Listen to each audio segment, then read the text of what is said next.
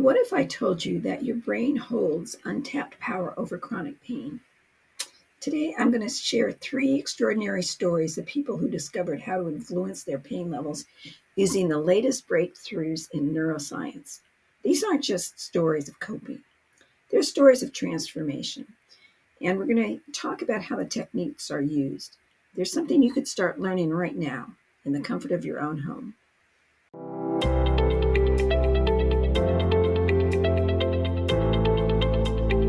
Greetings. It's nice to see you again. And to those who are here for the first time, you are very welcome.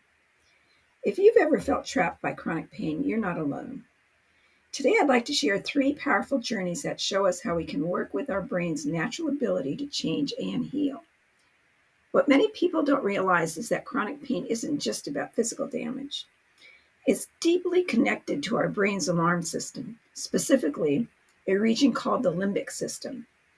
Think of it as your brain's emotional control center and security system rolled into one. Your limbic system includes several key parts of your brain working together. It's like a command center for emotions, memory, and survival responses. Picture it as a monitoring system that's constantly asking, "Am I safe?" When it's working well, it sends appropriate alerts to your body. But in chronic pain conditions, this system can become overly sensitive, like a smoke alarm that goes off from normal cooking steam or toast that sits in the toaster too long, instead of real fires. The great news is that this system, while powerful, is also adaptable. We can work with it to gradually adjust its sensitivity, helping it to learn better to distinguish between true threats and normal sensations.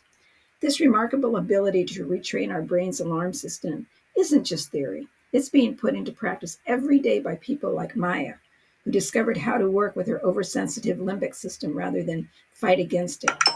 As a graphic designer, she spent long hours at her computer, and by mid-afternoon, her shoulders and back would burn with such intensity she could barely focus. Even the weight of her clothes would sometimes feel unbearable. Her widespread muscle pain and fatigue would intensify whenever she felt stressed about work deadlines, creating a vicious cycle that was affecting both her career and her joy in life. That's when Maya started practicing what we call time blocking, breaking her day into smaller, manageable chunks with built-in rest periods. Instead of pushing through 8 hours of work, she began working in 90-minute sessions, followed by 15-minute calming activities. During these breaks, she'd step away from her desk. She'd lie down with her feet elevated and play her favorite music. Within weeks, she noticed she could complete projects with more energy, and for the first time in years, she could enjoy evening activities with her family instead of collapsing into bed right after work. You see, when you've been in pain for a long time, your limbic system can get stuck in high alert. It's like having a super sensitive car alarm that goes off at the slightest touch. But just like Maya discovered, we can teach our brain to respond differently. While Maya found relief through structuring her day, another remarkable transformation happened with a completely different approach. This sensitivity in our brain's alarm system is exactly what led to our next breakthrough story. Ginger lives with trigeminal neuralgia. It's a condition causing severe nerve pain in the face. Before finding relief, simple daily activities like brushing her teeth, applying makeup, or even feeling a slight breeze on her face could trigger excruciating pain that felt like lightning bolts shooting through her facial nerves. She began avoiding social situations and even stopped working as a teacher. And because talking for long periods of time became unbearable, she found success in what we call the sensation shifting. During painful episodes, she would intentionally shift her attention to calm, pleasant sensations in other parts of her body. The warmth of her hands resting on your lap, the gentle pressure of her feet on the ground, or the soft weight of a blanket on her shoulders. This isn't about ignoring pain. It's about giving your brain other information to process. Over this time, this practice helped reduce her pain system's oversensitivity and gave her tools to cope with flare-ups. Today, Ginger has returned to teaching part-time, and while she still experiences pain, she no longer feels controlled by it. She can eat dinner with friends, read bedtime stories to her grandchildren, and even enjoy light outdoor activities again. Ginger's success with sensation shifting shows us one way to work with our brain, but sometimes the path to relief can come from an unexpected direction. Like many people whose lives changed in an instant, Frank developed complex regional pain syndrome, or CRPS, in his left leg following a minor injury. Even the touch of a sock or slight movement would trigger intense burning pain. As a former jogger, he fell into depression when he could no longer even walk around the block. The pain consumed his thoughts, and he spent most days focusing on what he could not do. That's when he created what we now call victory journaling.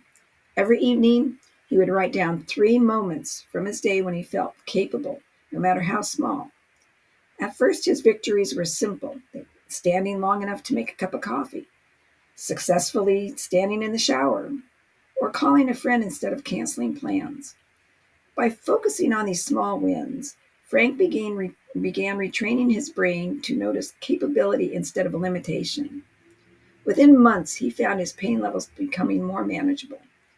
Today, while he may not be jogging around the track, he can take his dog for walks, work in his garden, and even recently danced at his daughter's wedding. All activities he once thought impossible. What unites all these journeys, Maya's time blocking, Ginger's sensation shifting, and Frank's victory journaling, is how they send safety signals to your limbic system. When you celebrate small victories, practice sensation shifting, or creating structured rest, you're teaching your brain that it doesn't need to be on high alert all the time. As you've seen through these 3 journeys, this path isn't easy.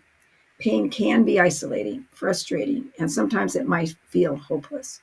But your brain has an incredible capacity for change at any age. These techniques have helped real people reduce their pain and reclaim parts of their lives they thought were lost forever. Start small, choose just one of these strategies, maybe begin with victory journaling like Frank did. Notice how it feels, build from there. Remember, you're not broken and you're not alone. Your brain is equipped with powerful tools for healing, tools that you can activate right now. Thank you for watching. So it's bye for now, and I'm wishing you a comfortable week.